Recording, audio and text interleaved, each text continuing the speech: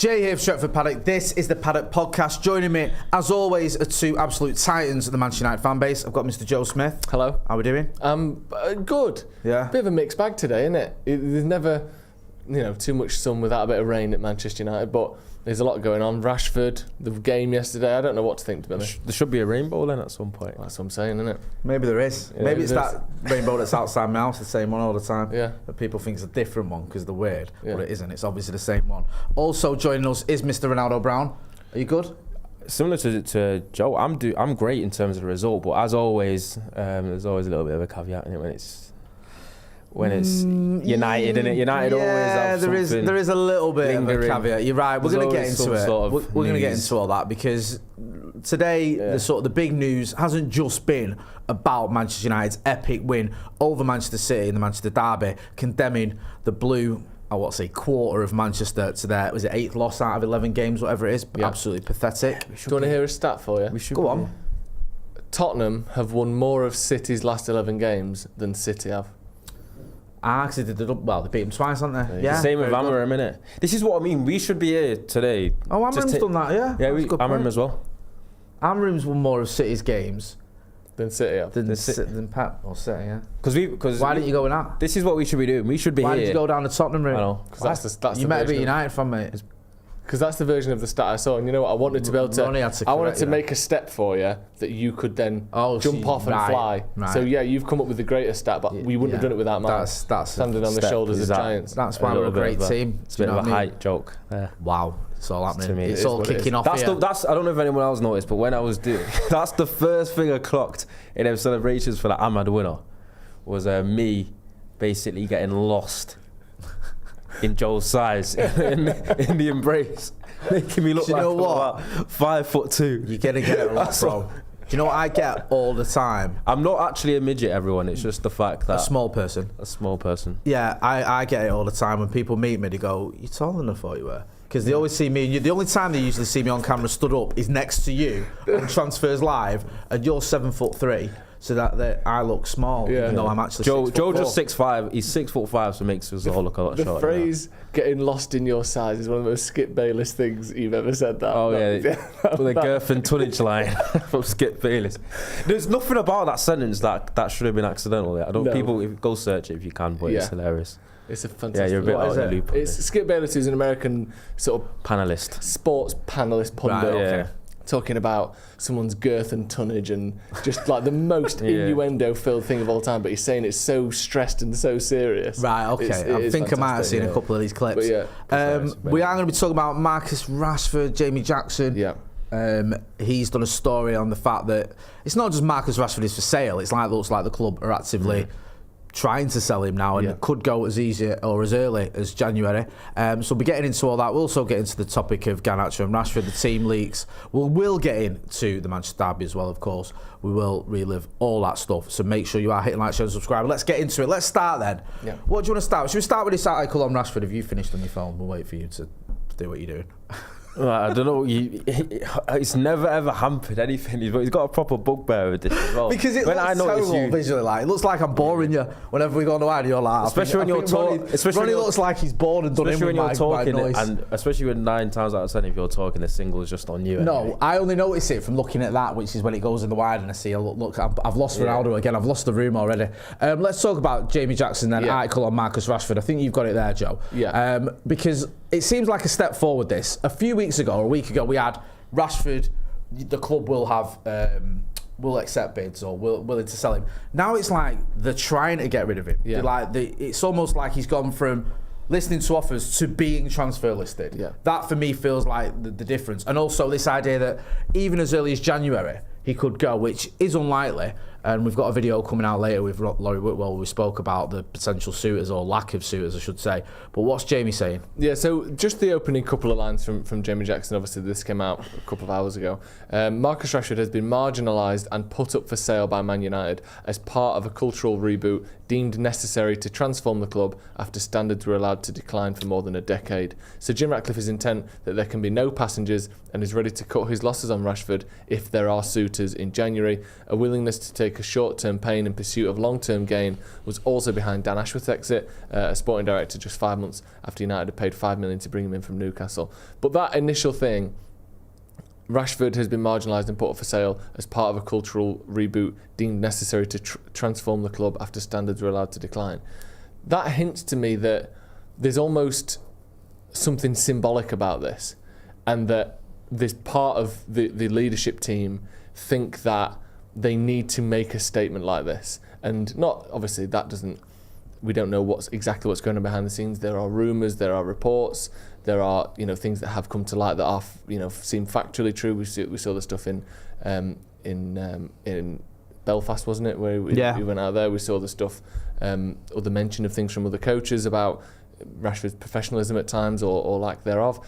But there's a whole world of rumours in and around that. But this to me almost feels like they're going, we need to show the world and show the rest of the team and show the rest of the club that we mean business. And there's no sort of bigger fish at Man United really than Marcus Rashford. And maybe it's a kind of perfect storm of he's not doing what he should be, he doesn't quite fit the formation and the system, and we can really sort of capitalise on those two things by telling the world this is a different Man United now, and if you don't pull your weight, it doesn't matter who you are, you will be allowed to leave. I mean, Ten Hag almost accidentally ended up doing a similar thing by getting rid of Ronaldo. And it was, again, looked like kind of led by Ronaldo really, but it showed everyone, certainly for that season, he's not pissing around here. Yeah, he marginalised Sancho similarly as well.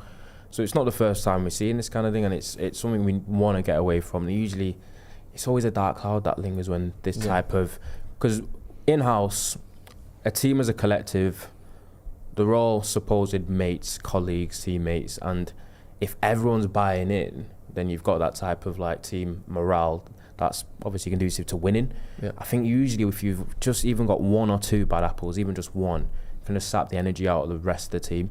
And I think that's what United have had a problem with in the past, and it's what United are trying to get away from, and we just haven't found that yet. Because I do think we've had a few stories over the past few years where it has been like Rashford might be on his way out and Rashford might be sold, and it's never actually happened.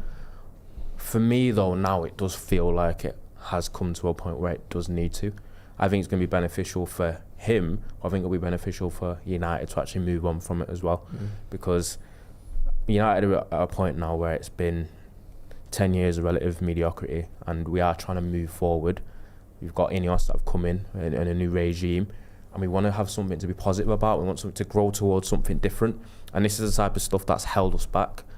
So for me, I just need this season to almost be one of those where I said, Amorim comes in, sets his stall, finds out who wants to be here, who's going to work hard, who's going to buy in, who's going to actually be a part of his project, get rid who he needs to get rid of, get who he needs to get in, and then next season we can start afresh and hopefully have something to be confident and have those lofty, semi-delusional expectations that we usually have in the summer about a positive and an exciting season next season. But there has to be these sweeping changes, I think, and it does start with difficult decisions about high-profile players in the squad. What do you make of it? What do you think? I mean, I think I kind of agree with Ronnie in the sense that it feels like, I'll be honest with you, if I can just be selfish for a minute, from a personal point of view, I'm sick of making excuses for Marcus Rashford. I feel like I've done that a lot. And I've defended, not made excuses, but defended him, and I've looked at his record and the fact that actually, if you put his record against other players in the Manchester United team over the last sort of 5 or 6 years, his stands up against anyone, and he has had big games and he has scored lots of goals, but he's also had these seasons and these spells where he looks like he doesn't want to be here. His numbers aren't great, and there's obviously issues going on off the pitch. And then more recently, that's happened more frequently. That 30-goal season under Ten Hag should have been the catalyst for me, for Marcus Rashford entering a new phase of his career where he became prolific, where it was like, look, this is what I can do regularly. I can start putting up almost Mo Salah type numbers. I know those players don't grow on trees, but I was hoping that was what it'd be. And it wasn't. And it wasn't even a sense of maintaining what he'd done that season. He just fell off again. And it's mad because that season, it felt like it was just a 6-7 month spurt, innit? There was actually quite a few months in that 30-goal season where he was as poor as we've seen him. Towards the end, especially towards the end. Yeah, I'll give you that. And for that, people are also going to put an asterisk on that season saying similar to the way that players get accused of doing the same thing in American sports and what they call contract years. It was a year where he had 1 year left on his contract, and people will now say to it, has he tried and played himself into a new deal? Then he's got a new deal. Complacency then sets back in. The hunger starts to deteriorate a little bit. You feel like you've already gotten your reward and you've gotten your goal, and then your performance and your preparation and you just approach the football slips a little bit. And that's what people will probably suggest has happened. But for me, I've been critical of Rashford, because I'm not going to lie to you, he's not give us much to be positive about in terms of the past 2-3 years. He's had really good moments and he's had really good spells, and we've wanted better for him. And he still had a decent United career. He scored a hell of a lot of goals. This is someone that we thought might go on and almost challenge Wayne Rooney's goal scoring record. But even when you're comparing the two, come on, like Rashford and Rooney, what did set them apart? Obviously, you could say talent is one, but it all comes down to mentality. You can't name all of the best players that have ever played for clubs or the best players that have ever played football, and not one of those people don't have an elite mentality.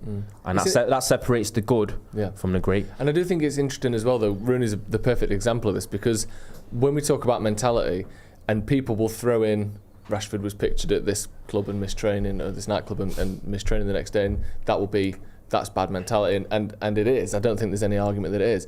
But Wayne Rooney's since spoken about his career and talked about the amount of times he went out and the drinking that he did when he was playing, and that, you know, so there can be there's two separate mentalities going on here, isn't there? There's the one that makes you go out in the first place, which maybe Rooney and Rashford share to a certain degree, but then there's the one that when you get in training and you get on the pitch, all of that, I never once questioned Wayne Rooney's output and effort on the pitch, like regardless of whatever else was going on.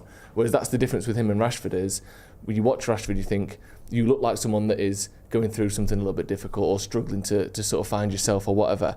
And I think there's almost like two human beings within an athlete, isn't there? Like, because Rooney was just this absolute utter monster on the pitch, but at times he would admit himself did things away from football that maybe didn't prolong his career as long as he should have, or be the most professional, fighting with Phil Bardsley in the kitchen and all that. Like, There was a couple. When he got on the pitch, it was always bang on. There was a couple of instances. I remember Rooney, like at Everton, opening game of the season, he was blown out of his arse after 2 years. That's a You good could point, see. actually. I remember, was it the Blackburn game he got dropped? Fergie dropped him. Was it Darren Gibson? They'd been out on drinking the night before the game, or 2 nights before the game. So there was little pockets. But the thing is, Rooney broke records with his goal scoring, won trophies, would have one bad game out of 7. Yeah. Marcus Rashford, he's not won that many trophies. Yes, he scored goals, but he's had these spells where he's got one goal in 8 games or whatever.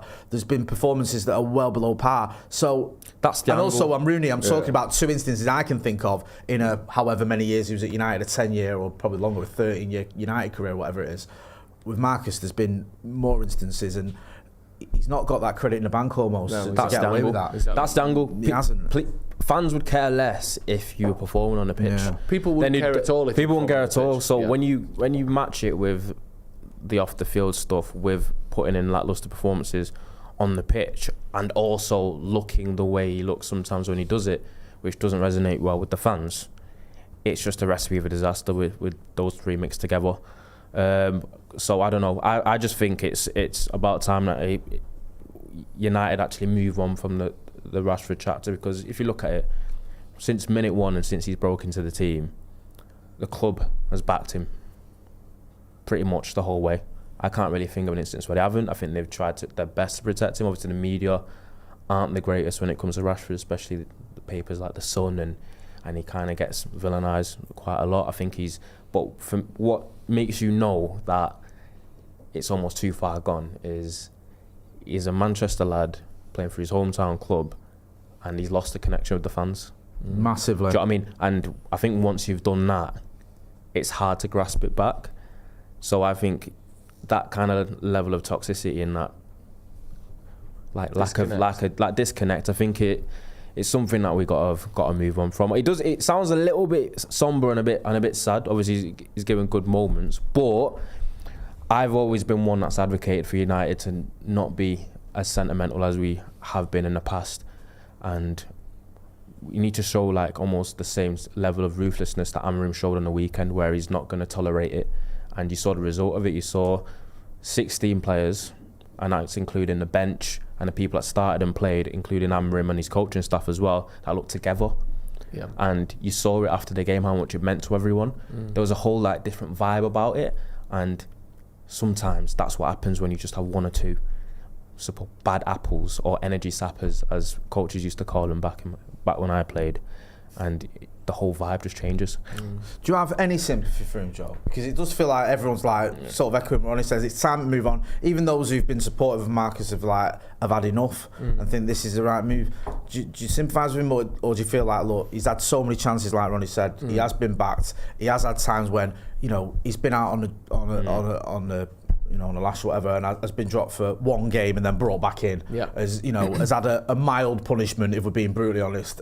And then it's like, okay, he's had managers who've maybe doubted him, but then they've turned around, or the manager's been moved on. And I'm not saying they've been moved on because of Marcus Rashford, but a new manager comes in and it's like we get a new Marcus, and then it goes wrong a little bit again.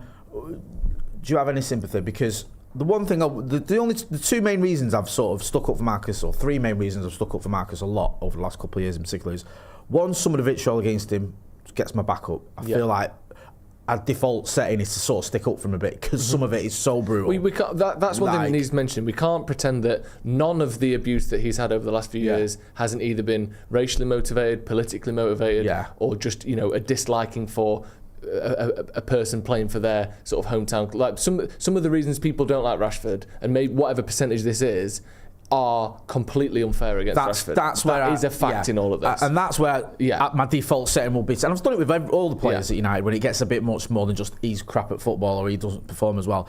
There's that. There's the time where I think, and I say this all the time, he has been mismanaged. There is an element of that where we've seen him playing with injury, we've seen him playing so many games where he's out of form, but you just keep playing him. We've seen him play in different positions under different managers. I always go back to he's played for injuries as well. Sometimes people do forget that part of it. That's it. I look at someone like Phil Foden, who is a good example of, I know he's fell off a cliff this season, but the way he was brought in at City was like gradually into a winning team, and 2 minutes here, 3 minutes here, 5 minutes here, 12 games in his first season, 20 in his next one, etc. Just built up.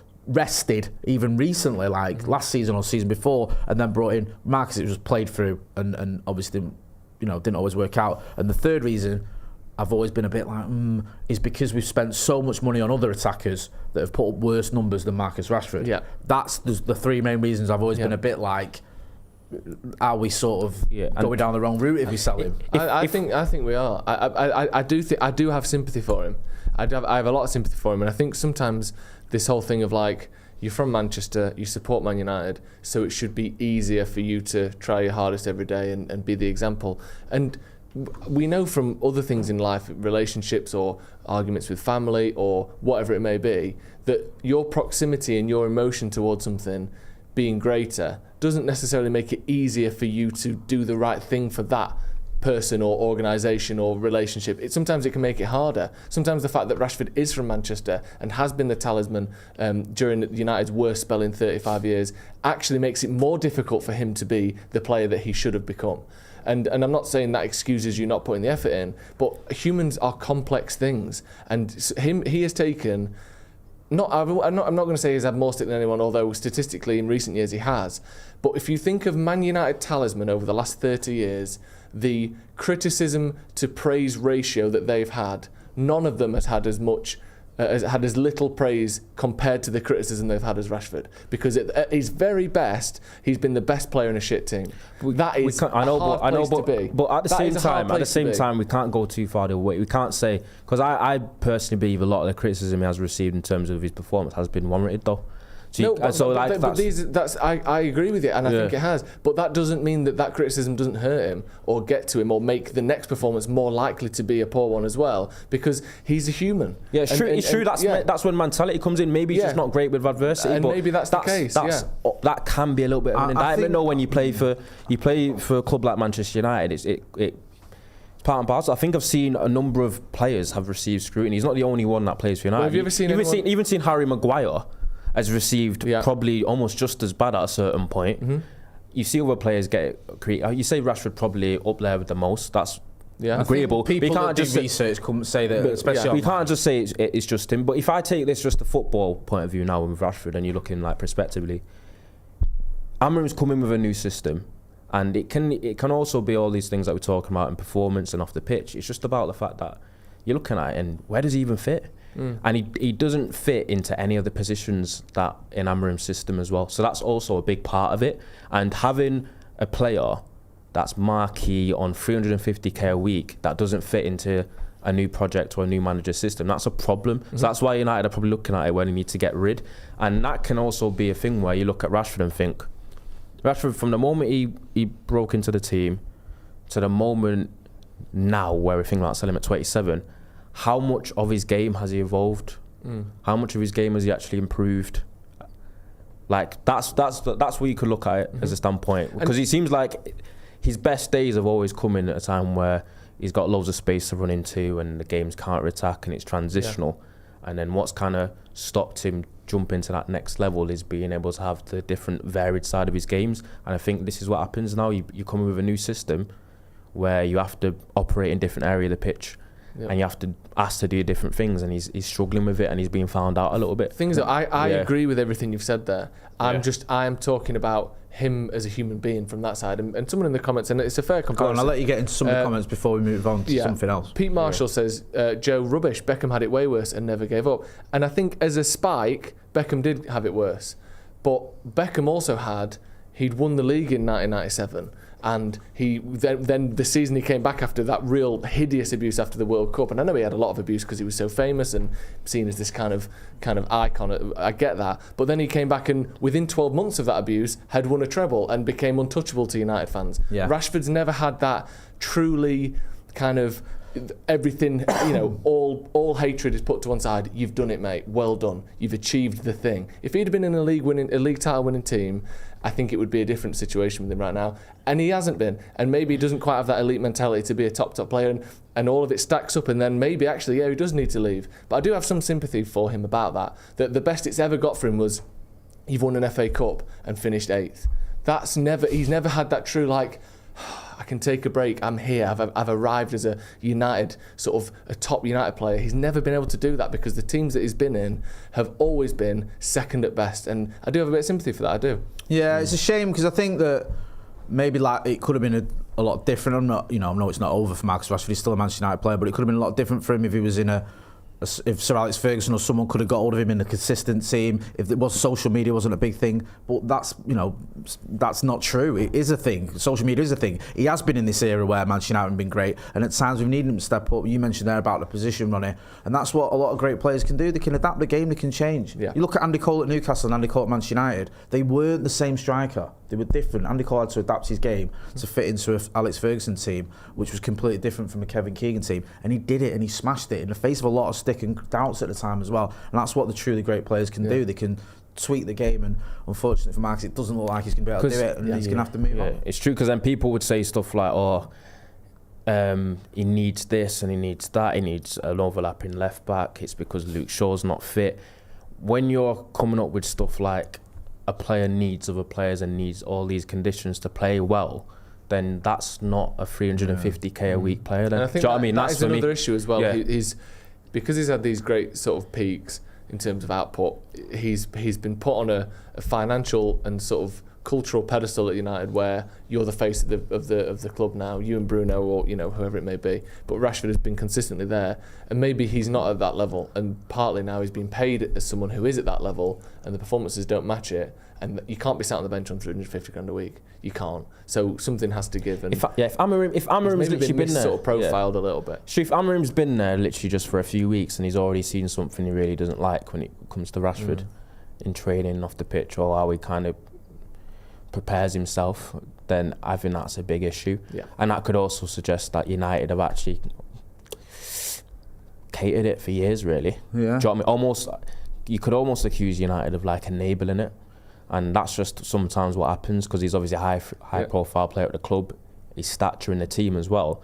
And that's probably another thing that Ineos and Amorim are looking at, where when you are that profile of player, you are then automatically a role model. All the players look up to you. All the young lads that are coming through look up to you. You're Marcus Rashford. And sometimes, whether you like it or not, you then need to be a bit of a role model in the way that you carry yourself and stuff. And sometimes you get like a Garnacho situation where he seems to almost be following suit, and that's obviously a problem. Yeah. And we've said for years now, there's been a massive cultural issue in it when it comes to United, and it seems to never be changing. And I think this is where we get to it. We just need to try and almost hit that factory reset button. It's going to be tough though. It's going to be a lot of downs before we have the ups, but I think I've come to the point now where my expectation levels have got to drop, and we've got to be a little bit more patient. We've got to just trust the process. I know we hate that term, we've taken the piss out of Arsenal for it. I know I have, but I feel like it's where we are at the moment.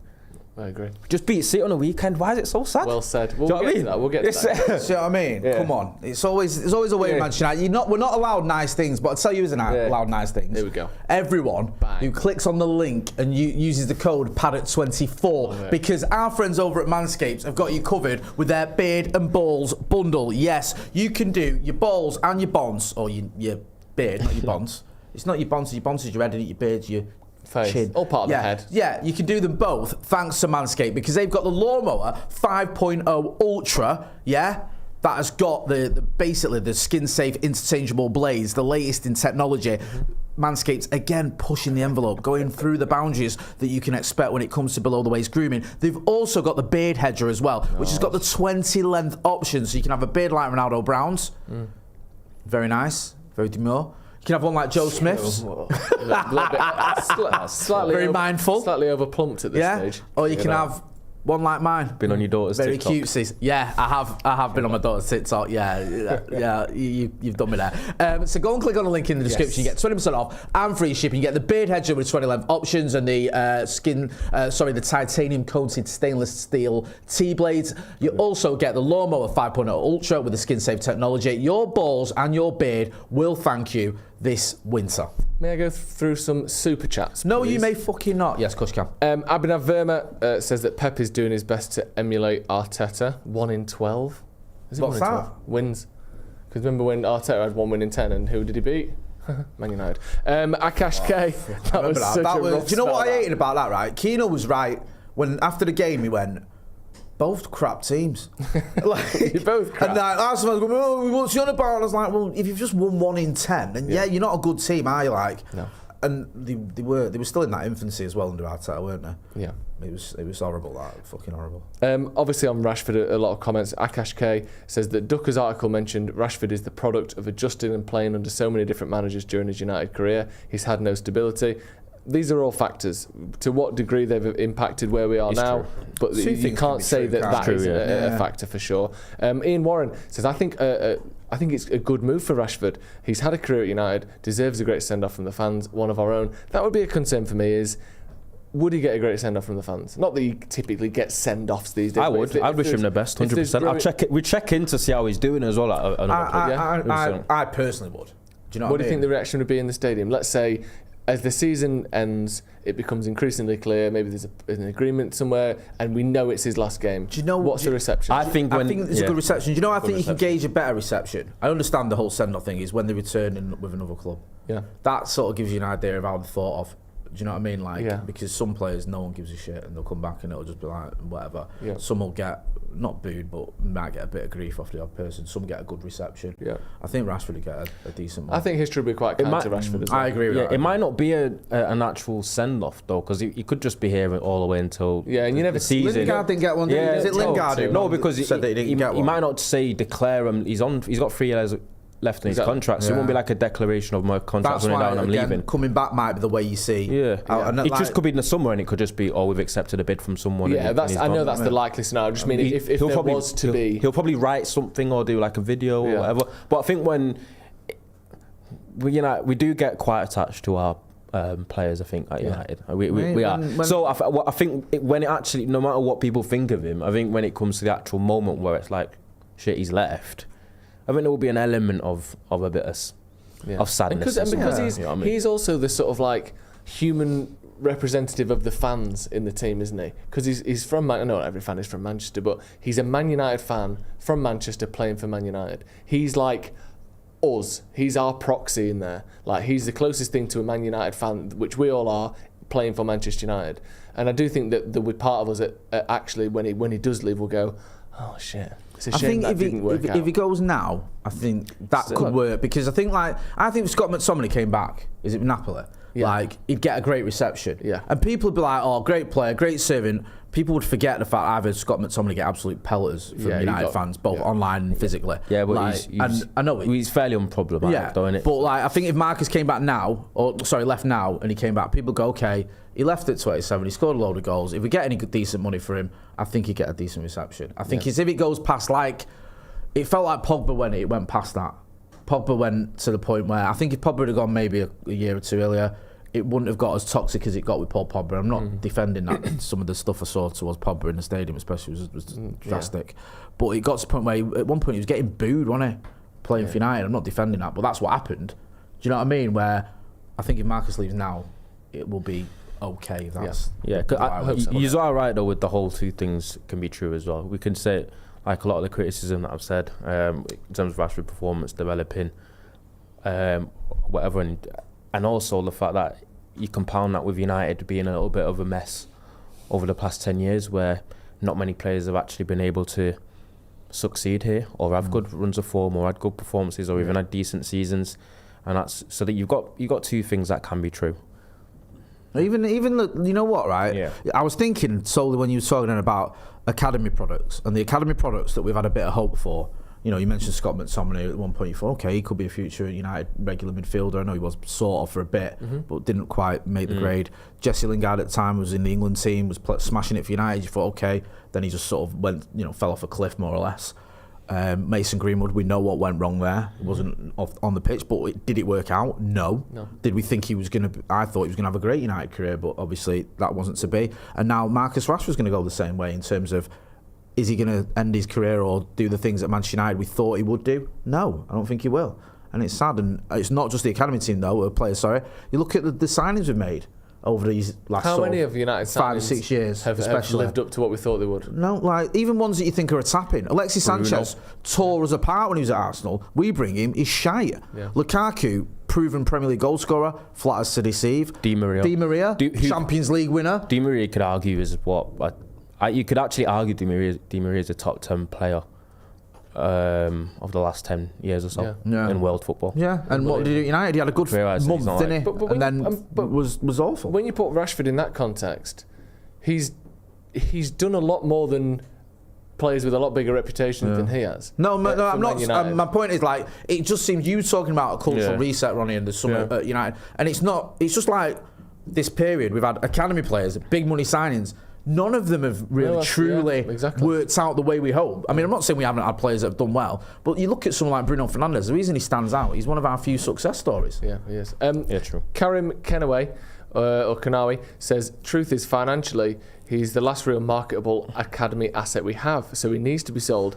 Amorim knows, and the media is doing its part as well. That is another interesting point in all this, that he is someone that if we get whatever, between 30 and 70 million, if you pick a number, people have a go at you, somewhere in that ballpark for Marcus Rashford, then that is pure profit. But then does this not worry you a little bit, this whole pure profit sort of sentiment that seems to be permeating through football transfers left, right and centre? United are a club that we always talk about this like the United way, and what is that? We play different styles. The one thing that is a through line from Busby to now is a reliance of academy players that kind of is bigger than or greater than equally successful teams around us. Chelsea didn't do it. City haven't done it. Arsenal didn't do it. United do it. Like Liverpool have had bits and bobs as well, but that's something that is genuinely a Man United thing. Now, because of this sort of pure profit thing of selling academy players, you're almost incentivized, if you want to keep the kind of the coin purse full, to sell academy players. Only if they show any sign of not quite, will players who might have got an extra year and who then sort of show themselves to be good enough now not get that extra year because we have to sell you a year before you take the downturn. I know Jesse Lingard didn't sort of tear things up at United, but when he went on loan and went out, he would have been sold then and would never have come back and won us an FA Cup. Like, there are players who maybe won't be given that extra year's chance anymore because the incentive is so high to get that pure profit from them. Does that concern you at all? I'm hoping it's going to balance itself out. It's my hope. I'm not saying it will, but there will be players that you go, okay, in the past maybe we have held on to players a little bit too long. Maybe, you know, Yeah, like that that aren't quite up to the job because they're academy so. products. That's what I was going to say. Yeah, and you think, oh, he's an academy lad, stick with him, give him another season, and that season has done nothing, and then he's become devalued and he's fell off, and it's not helped anyone. So I'm hoping it'll be not just a case of getting rid of players too soon. I hope we don't do that, but hopefully maybe getting rid of players at the right time, moving them on at the right time, because you're like, look, we can get a decent amount of money for a kid who's maybe not quite the standard we need him to be to get Manchester United to where we want to be.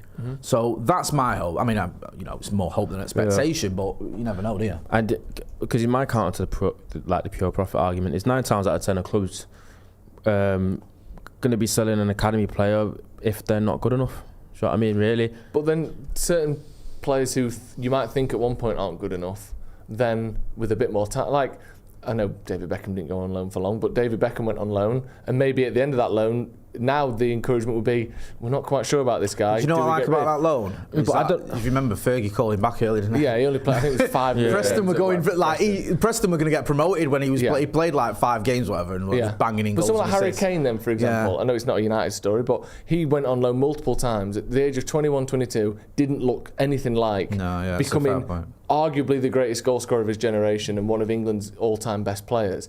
Like, could United sell? No, that's just a concern that I have about. They didn't sell him though, because they probably thought Harry Kane's good enough. No, but now would they sell him? They didn't 10 years ago when, it seems in the last 2 years, I know the rules haven't changed massively, but because everyone is right on the limit of PSR at all times, these pure profit sales are sort of encouraged and almost like a necessity. Like, look at Newcastle in the summer. They did the whole pure profit thing, didn't they? We'll sell you an academy player and we'll buy your academy player because we can write that off over 6 years and we get pure profit from Lewis Hall or whoever it was, or bringing them in. Like that, I don't know, I just worry that as a team like United, that might be a problem. Did you see that person on the overlap, the Everton fan who said Dwight McNeil should be in the England squad? It just made me think of United, because he was at United running for a lot. Yeah, I know. I think he's been really decent for them over the past year or so. But obviously, he was saying that was a ludicrous thing for. Yeah, but I don't know about that. Still, just made me think of it, and obviously your love forever. Ben Bay with a super chat says Rashford doesn't suit Amrim's style of play. He isn't a number 9, a number 10, or a wing back, so he isn't needed anymore. Sell him and buy a young player who can. I think that's probably what it's going to come down to, isn't it? Paras. Love Marcus, but I agree. Cultural reset has been mentioned for years and more players will need to go. I hope the manager gets enough time and resources for this, and we've been saying that for half a dozen managers now, haven't we? Does anyone ever get the time or the resources? I don't know. Mark Huss says, doesn't surprise me one bit how Rashford has turned out. Rashford's mentor and who he looked up to and copied, Lingard. That should explain it all. Interesting take there. Abhinav Verma says, I doubted Joe Smith when he said Anthony has a future as a wing-back. I thought he dove into Jay's old stash. A lot of people said this, innit? A lot of people said this. Might have been right there. Yeah. Go on. All right. You said you could see him playing at wing-back, yeah? And so far, he's had a couple of cameos where he's done okay, yeah? But if we had your way, then Amad Diallo would have been sold as well. Like. I knew that was coming. To be fair, we've got two things, because you've got the Amad being sold thing. I've got the criticising Ugarte too early, and he's fucking shut me up. What have I got? There's a catalogue of bad predictions for me. I'm still saying Terry Cook was better than Beckham at one point. It's not even that Ugarte shut me up. Like, he's actually becoming one of my favourite players. Fair enough, we'll say things on camera and not off camera, whatever. You always go to Twitter early. So he gets you'll go right straight in after the 5 minutes going, I don't know about this. And then people will be like, screenshot, save that, bookmark that for later. And then obviously I own it though, because I've said it. Like, I'm actually happy that I've been wrong. You guy showed me so much more than I thought he had, and I've been impressed. And he's actually becoming one of my favourite players because he has that little bit of, we was talking about yesterday. He's got that little bit of bite and needle. And he'll go kick a shin if he needs to. I like it. I think he just wiped someone out. Like, I think it was Foden. He just ran into him, and it was just dead clumsy. That's what I mean. But you need a bit. But he's more than that. That's the thing. But he does have that thing quality. where he goes and clatters someone, and I get gassed. You know what I mean? We used to be too soft, man. We've been soft for years as well. You know what I thought? I mentioned this in the news this morning. We had a bit about him yesterday. Ali Maguire. Because I've always thought he was a bit of a wuss. But there was a couple of times when Ireland went down after that foul by Ruben Diaz that the referee for some reason didn't think was a penalty. And then the City players were gathering around him and Maguire was there pushing him away. And I think, you know what? Good for you, because you should be doing a bit of that. You're the senior pro, you were the captain. Don't have it with them. To be fair, I'm glad you brought Maguire up because I needed one I was right about. Go on. After the Give old me Oh Ahmad. yeah, Maguire. You know what? Yeah, you can go and bask in it. On bask the in it. Ahmad thing, Go on. I was wrong on that, and I love how good he's been, and I think he's a great player, and I've always thought he was a talented player, but I thought he's been here for 3 years, no one fancies him, multiple managers don't fancy him. Yeah. I think it might be time. I was dead wrong, and I love that I'm wrong. Yeah, to be fair, it wasn't like you were get rid of him. You were like, I just don't think this is You've going got to an work age out. badly take. Mate, you know the beauty of mine is most of them were pre-YouTube. We should have kept Danny Welbeck. So I stand by that. Obviously, we'd be top of the league now if we kept Danny. You know Welbeck. what? I stand by it. Sell Ahmad his shit. Wait. Can we? That needs to be clipped. No, Can we get me single? honestly, Say that again. I'm so glad he's been as good as he has been. Yeah. I'm so glad. Do you know he's been what as good though? as Like, he's phenomenal. He's absolutely phenomenal. I'll be honest with you. After that goal against Liverpool, I liked him anyway, but there was no way on God's green earth I was ever Winners gonna, against Liverpool and City. That's folklore I was ever stuff. gonna doubt him after that, and I remember getting angry with Ten Hag. Like, what is wrong with you, man? Yeah. Get this guy. The Coventry game rattled me because he brought him on. He was like for 2-3 minutes attacking. Then he put him in midfield where he had to do a job there, and then he dropped him like a week later. I'm like, bro, come on. He gives a good Looking back, it is so mad, isn't it? Like someone said on Twitter the other day, when Ten Hag was fighting for his job, he played Mazraoui at the 10 instead of Ahmad. And looking back, that's crazy. That was it. You know when you know a manager's not well? 'Cause, yeah. That was like, and even you were very good at good at sticking up to Ten Hag and defending him or trying to see in his point of view. He lost you with that Mazraoui one because that was indefensible. That was like, what are you doing? What's happening? Like, that's your head's fully gone. Let's talk about everyone's favourite topic. Team leaks, right? I don't want to dwell on this too much because we've spoken about it with Laurie Whitwell and we're going to get into it in another video that's coming out later today. But I'll start with you, Ronaldo Brown. What do you make of the whole team leaks thing? Because I think it's a bit of a nothing burger, as the Americans like to say. Yeah, because I get team news sometimes. You what? I don't leak it. I don't do anything with it. He set that whole entrance up to kind of tell everyone that he's an ITK. I'm not though. I'm not. ITJ? I had the thingy though yesterday in our group chat, didn't I? What? Not that you read it. The Garnacho and Rashford dropped from the squad thing. Oh, you did, yeah. Right. So have you got a little No, because you know why I don't, right? inside I slice? never ever go ITK because there was once a guy who was dead reliable and he told me that Smalling was starting and I went with it and it was wrong. Yeah, You'll never let that's that the down. problem. But obviously, right, so I haven't. yeah. In my head, So- that was 11 years ago, Yeah. and I still 12 years ago. Now, the and I leak- still think about it now and again. the leak 24 hours before the game was insane, though. Yeah. That was like the ones that we get in like a couple hours before the game. They're still not great, but 24 hours before a game. Yeah. That needs to put a lid on that. But Well, the issue is it's been confirmed as players. But as I've said, it's not going to be players directly because what benefit does a player have of leaking a lineup? What it is someone of their entourage, a family, a friend, someone in their agency, someone that works for them are the ones that are probably getting these lineups in early and then leaking them for like whatever profit or notoriety that they're trying to achieve. And then it's up to the player then to try and nip that in the bud, which they're obviously not. But I think the lineup leak was even a major issue the other day when it comes to the Garnacho one. It was more that the people that were like within Garnacho's entourage and with his brother and the United HQ and stuff, it was the fact that they were pushing almost like negative narratives and agendas towards players that play in his position. And that's when it comes a bit toxic then. And then you also have that thing with Garnacho liking the post criticising Lisandro Martinez. Yeah. It's just all a bit. That's for me is much worse than the whole leak and lineup thing, and that probably I don't know whether that's the reason, because there's been a lot of talk and discourse about Rashford and why he didn't make the squad, but we don't know why Garnacho hasn't yet. People are assuming it's to do with the leaks, but it might not be. It could just be the fact similar to Rashford, he doesn't fit as a 9, he doesn't fit as a 10, he doesn't fit as a wing back, and my kind of, do you know what my theory is on the Garnacho thing? He started how many games in a row for Ten Hag? Around 30. He started about 30 games in a row for Ten Hag. He was having more shots a game than all of our forwards. The system, the tactics, the kind of platforming of him was for him to get a majority of the chances and shots and opportunities. He's hearing all these fans dubbing him as the next CR7. All of this is getting into his head a little bit. And then what's happened now is Ten Hag's gone, a new manager's come in. He's still got an opportunity here and there, but he's not playing in the position that he's been platformed the same way. It's not all being run through him. He's not being pinned up as the poster boy as much.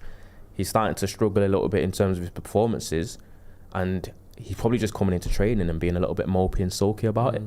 And I think that's just what it might be. Or he might have gone to the Amarim and said, I don't like this, I want to play there, I don't, or whatever. And Amarim's gone, you're going to have to change your game, play better, work harder. And I don't know whether that's what's happened, and I don't know. But that's just my theory on it. Other than that, I don't know what it was. You know what the mad thing is before the game as well? We'll get to Manchester Derby in a minute. And no, me and you spoke about release, Joe, so we'll talk about the Derby if you don't mind. When we were looking at the team, we was thinking, okay, if Garnacho and Rashford were in the squad, who would they be in the squad instead of? And the obvious ones were Xerxes and Anthony. And they kind of played their part yesterday. I didn't, even towards the end, I mean, you were chatting earlier, weren't we? Like, Xerxes, just even if it was just keeping hold of the ball for a bit towards the end to see the clock down, did a positive thing for the result. Anthony, who I've probably been one of his fiercest critics, I'm not saying he set the world alight, but he did a good job. Came on. Serviceable performance from him. Did what he should have done. There wasn't shooting every time he got the ball. Was giving it to Amad Diallo when he needed to, which was what we wanted from him, and sort of got stuck in. So, I think that it sort of. It makes sense. Because I've said it. I've voiced a little bit of criticism because what I've been trying to do is I've been trying to almost create some sort of middle ground when I've been just criticising Garnacho and saying that people need to realise he's got potential. He's got a lot of exciting traits about him. I like he's relentless in games. I think there's a proper player there in the future, but he's nowhere near the level that people are assuming he is. And I've always been trying to just kind of balance it a little bit with it, because even when I've been doing that, I've even had fans in my comments saying, Garnacho's the same level as Yamin Yamal and stuff like this. And that's the problem, because then you create that, and then these are things that players hear, especially young players. It's about keeping their feet on the ground, and I think United sometimes struggle with doing that with young players by giving them too much too soon. And then it leads to complacency. It leads to egos getting a little bit too inflated. That has to be watched and kept an eye on and managed by the club as well as himself, doesn't it? We've had loads of comments, Jay, and you can address this in any way you want, about the conversation you and Steve had last night.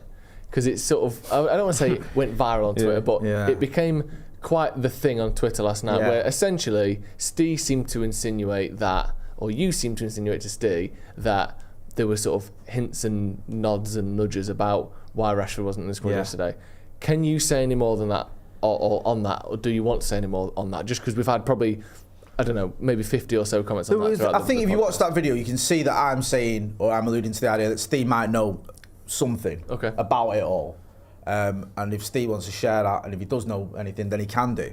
But I'm not going to sit here and say what Stephen Howson may or may know. I've been doing this far too long to start doing things like that. But that was what we were getting at, was that Steve had said that he'd heard something. I said, sort of... Do you want to talk about it? Yeah, and he said, it'll all come out. So that's it. Has it come out? I've not seen anything that backs up what Steve said. I believe Steve, and I think he got it from someone he trusts, but I don't know. I don't know. We've had it so many times where people who you think would know what they're on about have got it massively wrong. And if you don't believe that, just look at how many people said Sheikh Jassim was taking over at United. People that have been dead reliable went to town on that and were wrong. So I'm always a bit wary. It's always a bit thingy with going early and stuff like that, because you could actually be receiving right information at the time. And that ends up changing and being wrong. Also, when it's something that's negative towards a United player or is information that isn't positive, I do think you have to have an extra level of scrutiny of those 100%. Sources, because you're spreading something that can potentially hurt Man United as a club, and that's the last thing any of us want. So you can't just go out there and fucking say stuff willy-nilly. I think that's fair. Do you know what makes laugh as well? Steve did a live, I think, for 115 minutes last night, which is quite ironic.